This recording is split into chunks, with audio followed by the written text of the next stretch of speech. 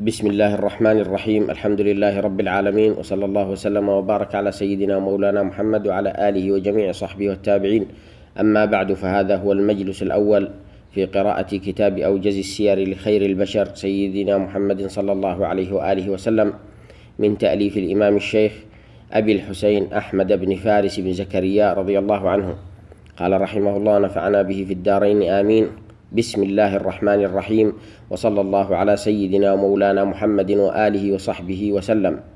هذا ذكر ما يحق على المرء المسلم حفظه، ويجب على ذي الدين معرفته، من نسب رسول الله صلى الله عليه وآله وسلم، ومولده ومنشئه ومبعثه، وذكر أحواله في مغازيه، ومعرفة أسماء ولده وعمومته وأزواجه، فإن للعارف بذلك رتبة تعلو على رتبة من جهله، كما أن للعلم به حلاوة في الصدر.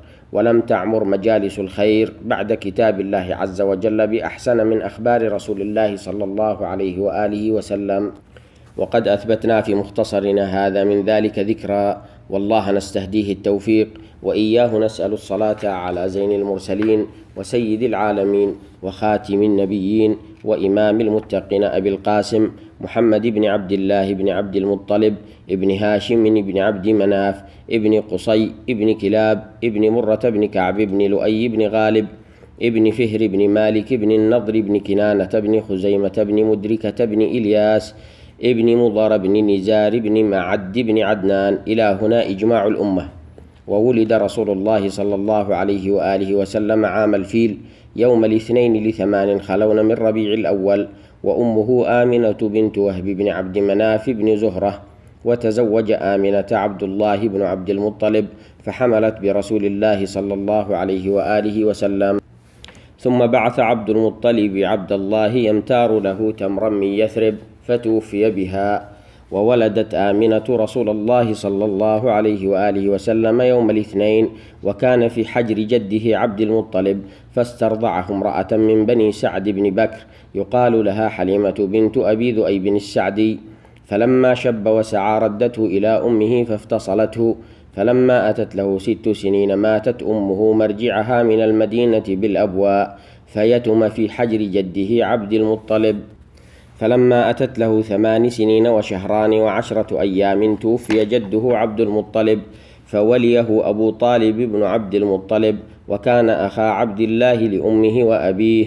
فلما أتت له 12 سنة وشهران و10 أيام ارتحل به أبو طالب تاجرا قبل الشام، فنزل تيماء، فرآه حبر من يهود تيماء يقال له بحير الراهب، فقال لأبي طالب: من هذا الغلام الذي معك؟ قال: هو ابن أخي.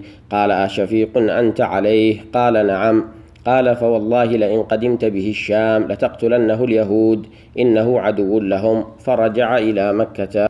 وشب رسول الله صلى الله عليه وآله وسلم، فلما أتت له 25 سنة وشهران و10 أيام خطب إلى خديجة نفسها، فحضر أبو طالب ومعه بنو هاشم ورؤساء سائر مضر، فخطب أبو طالب فقال: الحمد لله الذي جعلنا من ذرية إبراهيم وزرع إسماعيل وضئضئ معد وعنصر مضر، وجعلنا حضنة بيته وسواس حرمه، وجعل لنا بيتا محجوجا وحرما آمنا، وجعلنا الحكام على الناس.